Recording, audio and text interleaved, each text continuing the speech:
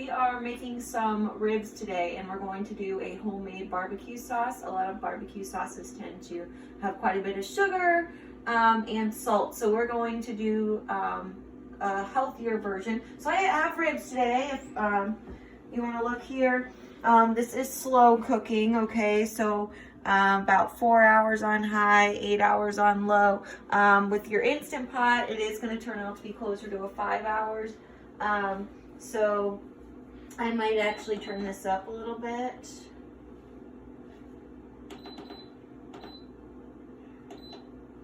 Yeah. Okay, now what I'm going to do, I don't necessarily measure out my spices, but it is calling for cumin.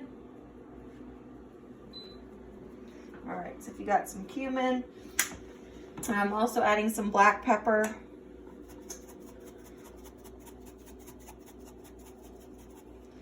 Some cinnamon, and I'm going to add my sauce here in a minute as well. All right, then I've got a little bit of red pepper flakes. I like a little heat. Also going to add some paprika.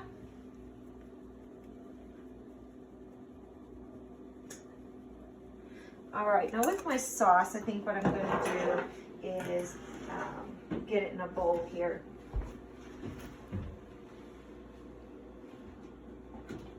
All right, so I've got these are white onions, and I got some fresh garlic in here as well. Yellow onions work as well. Could even do green onions if you were looking for ease. So I'm getting all this in there.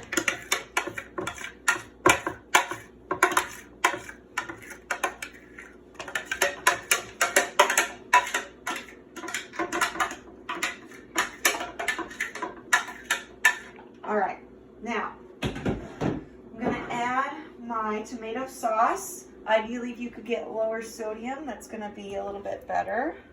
So I got my tomato sauce. Also calls for tomato paste, which can also come in lower sodium.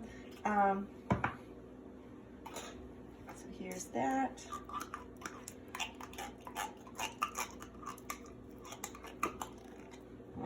Everything here.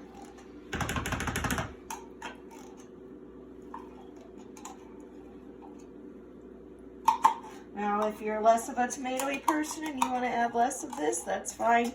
I got a whole rack here, so I think of ribs, so I think I'll be okay with all of this. Okay. Now, I'm also going to add, let me wash up my hands here a little bit. I'm also going to add some Dijon mustard. I'm going to shake it up really good here. About a tablespoon of that. All right. Also going to add, this is something you can do, a sugar-free maple syrup. I really like this monk fruit syrup. It's actually a keto brand. You know, I'm not always totally huge on keto, but what I do like about this is that it has no sugar, no added sugar. It's all from monk fruit. Okay, this is Birch Bender's brand. You can get this at Walmart, Kroger. All right, so I'm doing about a tablespoon of that. Okay, now this is another really good low sodium option in place of soy sauce. It's liquid aminos. Bragg's is a common brand. So this is also going to have a lot of different components of protein as well. Gluten-free, no artificial preservatives. So that's great. Okay, I'm going to add about a tablespoon of this. Okay, and then I'm also going to add, this is totally optional here. Sorry, this isn't. We're going to do the shake up your apple cider vinegar. And then another optional thing you can do here is your nutritional yeast, which is going to be cheesy flavor. This also is filled with B vitamins, protein, and fiber. It's dairy-free. Okay, so I'm just going to shake some of this up in there. All right, now we're going to stir all that up.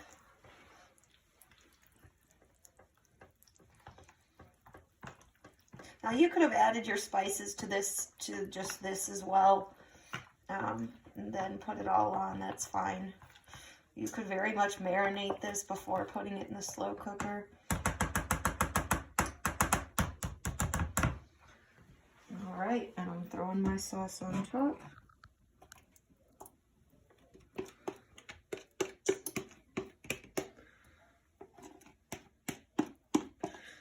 We'll kind of watch this as it cooks. Make sure that everything's spread nice and evenly. I may come through and kind of add pieces to the ribs here. Make sure that you're not reusing any of this. This meat's still pretty raw, so I've got to make sure I wash this up really well. But that is what we're going to do for the ribs. I'm going to wash up again, get my lid on, and then I'm going to walk you through some of the sides today. You know I'm not going to prepare anything without a vegetable or a starch. Okay. All right, so I got my potatoes. I got this, spray the bottom with some olive oil cooking spray, adding olive oil. Now, definitely you can measure here to 1 to 2 tablespoons. All right, I'm gonna add some parsley. This is just the dry parsley. I didn't get fresh today. Really like dill, gives it kind of a ranch feel, like those loaded potatoes that you get from like B-Dubs or something like that. I'm not adding salt to anything. Notice that. The liquid aminos are already going to be a great salt type alternative. Here I'm just adding pepper, onion powder, garlic powder, dill, and parsley. So garlic powder,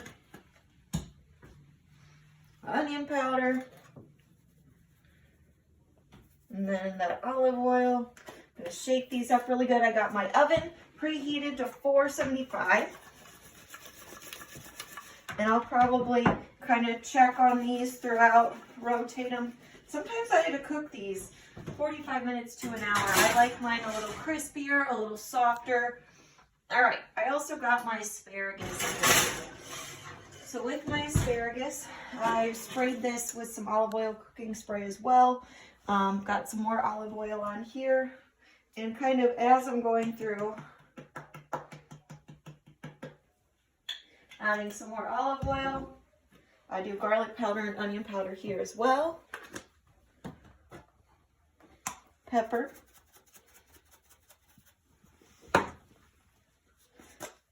This is another one I like to add a little bit of apple cider vinegar to. Totally optional. And then that nutritional yeast, or you could do Parmesan cheese for that cheesy flavor. Okay. All right. Shaking this up. Throwing it in the oven at 475. And